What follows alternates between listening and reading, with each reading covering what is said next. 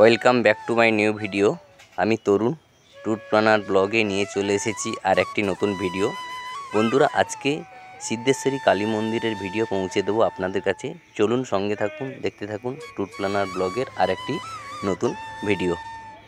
Tour planner ব্লগের পক্ষ থেকে সবাইকে প্রীতি, শুভেচ্ছা ও আন্তরিক ভালোবাসা জানিয়ে আজকের পথ চলা। আশা করি ভগবানের কৃপায় সকলে ভালোই আছেন। চলুন শুরু করা যাক আজকের জার্নি। আচিপুর ফেরিঘাটে যে অবস্থিত জাগ্রত সিদ্ধেশ্বরী কালী মন্দির, সেই কালী মন্দিরের ভিডিও আপনাদের কাছে তুলে ধরব। সঙ্গে থাকুন, চলুন দেখতে থাকুন।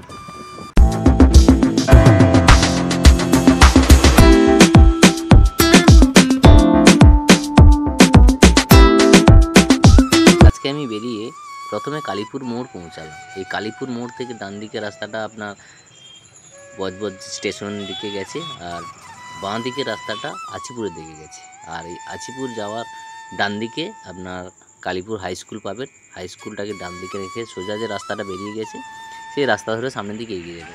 এবার কিছুটা যাওয়ার পর দেখতে পাবেন যে বজবজ ব্লক ডেভেলপমেন্ট অফিস। সেই ব্লক ডেভেলপমেন্ট অফিসটাকেও ডান দিকে রেখে সোজা বেরিয়ে যাবেন। যে সিএসসি প্ল্যান্ট আছে আমাদের পূজালি, সিএসসি প্ল্যান্টের দিকে এগিয়ে যেতে হবে। আর যেতে যেতে রাস্তায় একটা মন্দির পাবেন। সেই মন্দিরটা হচ্ছে আপনার শিব দুর্গার মন্দির।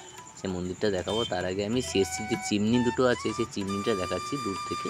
একটা মাঠ আছে, মাঠের পাশ দিয়ে আমি ভিডিওগ্রাফি করেছি, কেন যেহেতু কাছে গিয়ে তো ভিডিও করতে দেবে না, তাই আমি দূর থেকে একটু ভিডিও করে আপনাদের দেখাচ্ছি। এটা হচ্ছে পূজালির যে সিএসসির যে প্ল্যান্ট, সব থেকে বড় প্ল্যান্ট, সেই প্ল্যান্টটা এখানে অবস্থিত। আর যে মন্দিরটার কথা বললাম, সেই মন্দিরটা হচ্ছে এই মন্দিরটা, যেটা হচ্ছে শিব দুর্গার মন্দির, যেটা হচ্ছে পূজালিতে অবস্থিত। আর মন্দিরটা ঘুরে আসতে পারেন, খুবই ভালো জাগ্রত মন্দির। মোটামুটি অনেকে সকাল থেকে পুজো দেওয়ার জন্য আসে। মন্দিরটার কারুকার্য বেশ সুন্দর, দেখুন আপনাদের দেখাচ্ছি। অ্যাকচুয়ালি কি, মন্দির টন্দিরে আপনি গেলে দেখবেন মনটা ভালো হয়ে যাবে, যে অ্যাটমসফিয়ারটা খুবই ভালো লাগবে। হ্যাঁ, একটা ছোট্ট বাচ্চা সেই ষাঁড়টার কাছে গিয়ে হাত দিচ্ছে।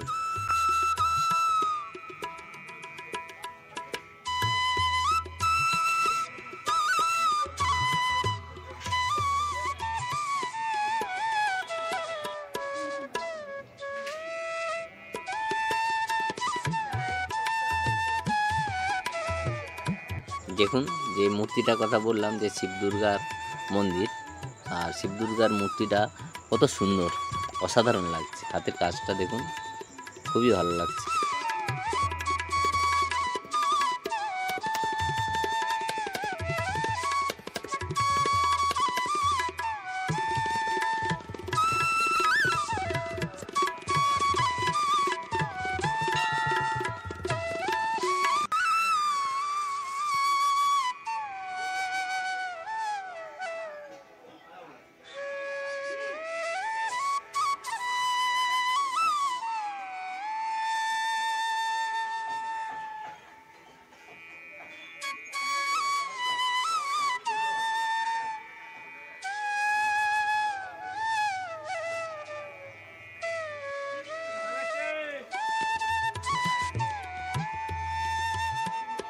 এই মন্দিরে নমস্কার করে আমি বেরিয়ে গেলাম। যে সিদ্ধেশ্বরী মন্দির যাব, সেই সিদ্ধেশ্বরী মন্দির যাওয়ার পথে এগিয়ে গেলাম। এবার আমি পৌঁছে গেছি যে আচিপুর খেয়াঘাট। সে আচিপুর খেয়াঘাটে এবার দেখুন যে গঙ্গাতে সেই সময় কতগুলো জাহাজ একসঙ্গে এসেছে, হলদিয়া থেকে এসেছে অনেকগুলো জাহাজ একসঙ্গে। আর এটা হচ্ছে সেই টিকিট ঘর, যেটা আচিপুর যে খেয়া, এই আচিপুর ফেরিঘাট থেকে ওপারে উলবেড়িয়া যাবে। উলবেড়িয়া যারা যাবে তারা এখান থেকে লঞ্চ ধরে যাবে। এখানে হচ্ছে আপনার যে সিদ্ধেশ্বরী কালী মন্দির আছে, খুবই জাগ্রত, মানে সিদ্ধেশ্বরী কালী মন্দির এবং শ্মশান সংলগ্ন। আর এই মন্দিরটাই হচ্ছে সিদ্ধেশ্বরী কালী মন্দির, আর এই মূর্তিটা আছে সিদ্ধেশ্বরী কালী মায়ের মূর্তি। আর ওপার থেকে একটা লঞ্চ আসছে, উলবেড়িয়া থেকে লঞ্চ আসছে আচিপুরে। এই আচিপুরে আসবে, আচিপুর থেকে ওদিকে উলবেড়িয়া যাওয়ার জন্য যে ফেরিঘাটের ব্যবস্থা। এদিকে আমাদের পাশাপাশি অনেকগুলো ফেরিঘাট আছে, যেমন বজবজ ফেরিঘাট আছে, ঝাউতলা ফেরিঘাট আছে, এটা হচ্ছে আচিপুর ফেরিঘাট।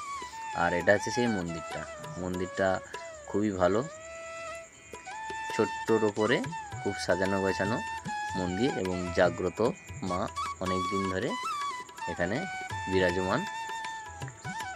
আর দেখতেই পাচ্ছেন কত সালে স্থাপিত হয়েছে, আমি একটু জুম করে দেখালাম। আর পাশে আর একটা মন্দির আছে, সেই মন্দিরটা এখন রেনোভেশনের কাজ হচ্ছে। এই যে মন্দিরটা, এটা হচ্ছে আপনার গৌরীয় শঙ্কর মন্দির আর অমৃতসর শিব মন্দির। এই মন্দিরটা এখন রেনোভেশন চলছে। জাস্ট সামনেরটা আমি দেখালাম, উপরের এখন চূড়াগুলো এখনও কাজ চলছে, পুরো কমপ্লিট হয়ে ওঠেনি। দুটো মন্দির পাশাপাশি, আর পাশে সূর্যমুখী ফুলের গাছ বসিয়েছে, গাছগুলো অনেক বড় হয়েছে। এই যে আমি ভেতরে যেহেতু চাবি দেওয়া আছে বাইরে থেকে, আমি জাস্ট গ্রিলের পাশ দিয়ে আমি ছবিটা তুলে দেখালাম। এখানেও সেই শিব দুর্গারই মূর্তি আছে, শিব ঠাকুর অসাধারণ সুন্দরটা, ভেতরে সাজানো গোছানো বেশ সুন্দর, পরিষ্কার পরিচ্ছন্ন। এই যে সামনে একটা শিবলিঙ্গ আছে। আর পূজা যখন হয় তখনই চাবি খুলে গ্রিলটা খোলা হয়। এখন যেহেতু সময় হয়নি, সকাল সকাল আমি গিয়েছিলাম, তাই মন্দিরটা বন্ধ আছে, তাই বাইরে থেকে ফটোগ্রাফি ভিডিওগ্রাফি করেছি। ভালো লাগছে বেশ। আর এইসব যে পুরনো মন্দিরগুলো যে আমরা সুন্দর করে সংরক্ষণ করে রাখি, সেটাই ভালো বাঙালির। আর পাশেই দেখুন একটা কাঁঠাল গাছে প্রচুর কাঁঠাল হয়েছে, একদম মানে নিচ থেকে, মানে একটা বাচ্চা ছেলে হাত দিতে পারবে। আমি দেখুন হাত দিয়ে দেখাচ্ছি মানে কতটা নিচু, এবং প্রচুর কাঁঠাল হয়ে আছে।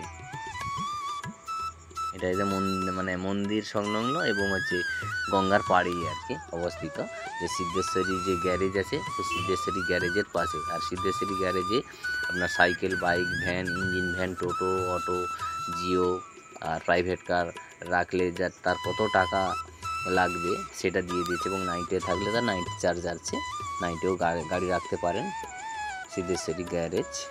আর এই সিদ্ধেশ্বরী গ্যারেজের পাশেই আছে আপনার টিকিট কাউন্টার আছে। এছাড়া এখানে ছোটো ছোটো দোকানপাটও পেয়ে যাবেন, যেমন আখের রস, গরমের সময় আখের রস ভালোই মোটামুটি। এছাড়া আপনি যে শৌচালয় পেয়ে যাবেন, পে অ্যান্ড ইউজ টয়লেট যেটা আছে।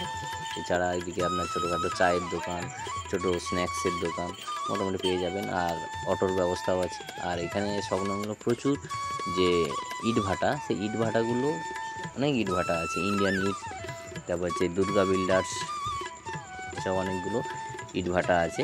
তার মধ্যে কিছু কিছু ইট ভাটাগুলো দেখলাম যেটা বন্ধ হয়ে গেছে, সেটা দেখে বেশ খারাপ লাগলো। যে একটা ইট ভাটাতে অনেক শ্রমিক কাজ করে, সেই শ্রমিক তার সাংসারিক জীবনযাত্রার সব চাহিদা এখান থেকে পূরণ করে।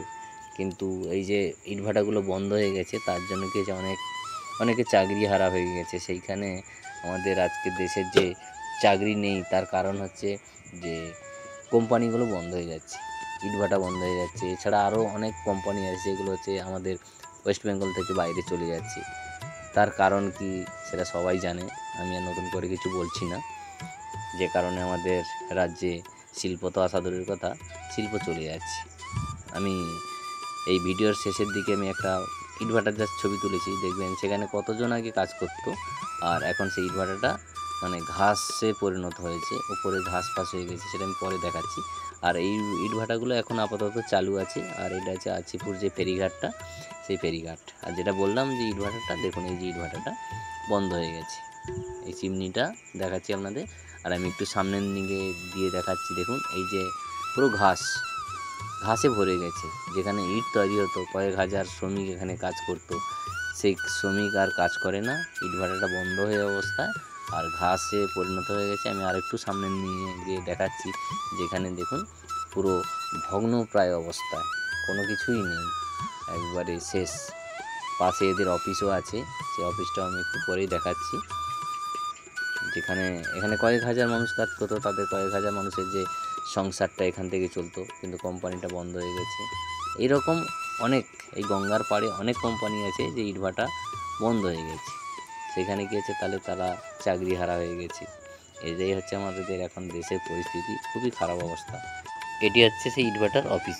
ভিডিওটি দেখার জন্য সবাইকে ধন্যবাদ। আবারও দেখা হবে নতুন ভিডিওতে, নতুন কোনো ভ্রমণের গল্প নিয়ে। ভিডিওটি ভালো লাগলে লাইক, কমেন্ট ও শেয়ার করবেন।